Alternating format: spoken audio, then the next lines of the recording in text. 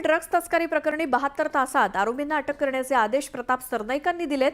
Drug तस्करीच्या मुद्द्यावरून प्रताप सरनाईक आक्रमक झालेत आणि तुळजापुरातल्या या ड्रग्ज तस्करी प्रकरणी 72 तासात आरोपींना अटक करण्याचे आदेश मंत्री प्रताप सरनाईक यांनी दिलेत। ड्रग तस्करीच्या मुद्द्यावरून प्रताप सरनाईक आक्रमक झालेत आणि या ड्रग तस्करांना 72 तासांच्या आत अटक करण्याचे आदेश प्रताप सरनाईक यांनी दिलेत। ड्रग तस्करीच्या मुद्द्यावरून मंत्री प्रताप सरनाईक आक्रमक झाले।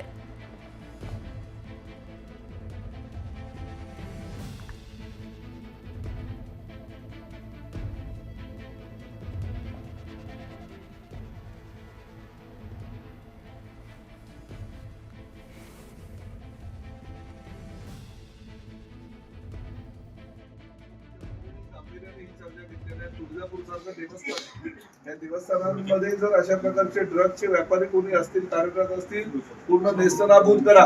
कुणालाही सोडू नका, कोणीही किती मोठा असेल तरी, कोणी असू द्या। साहेब 2.5 वर्ष झालं तुळजापुरात ड्रग्सचा प्रकार चालू आहे।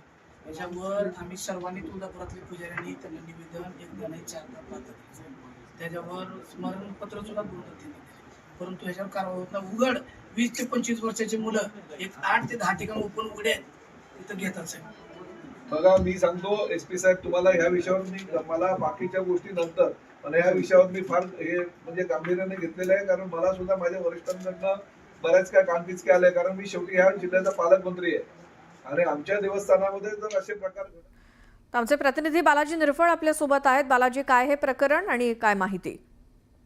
ऐकून बघितलं तर तुळजापूरमध्ये जे आहे ते ड्रग्सचा व्यापार होत असल्याच्या तक्रारी अनेक गेल्या दिवसापासून पोलिसांकडे होत्या, मात्र पोलीस दुर्लक्ष करत असल्याचा आरोप जे आहे ते पुजारी वारंवार करत आहेत। आणि गेल्या शुक्रवारी जे आहे ते श्वेता 45 ग्रॅम जे ड्रग्स आहेत अमलवाडी टोलनाक्यावरती सापडलं होतं, त्या 3 आरोपींना अटक केलेलं आहे।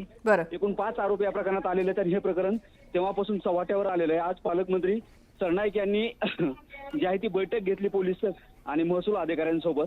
त्यांनी हे सांगितलं की परवा कॅबिनेटची बैठक झाली, त्यावेळी मुख्यमंत्र्यांनी स्वतःहून हा विषय काढला आणि त्यात बैठकीत सांगितलं की हा ड्रग्सचा सगळा जो प्रकरण आहे ते त्याचा तपास करा आणि यावरती त्यांनी अधिकाऱ्यांना जे आहे ते फैलावरती घेतलेला आहे। 72 तासात कारवाई करा, अन्यथा तुमच्यावर कारवाई करेल, असं सरनाईक यांच्याकडून सांगितलेलं आहे। श्वेता, बालाजी, धन्यवाद या सगळ्या माहितीसाठी।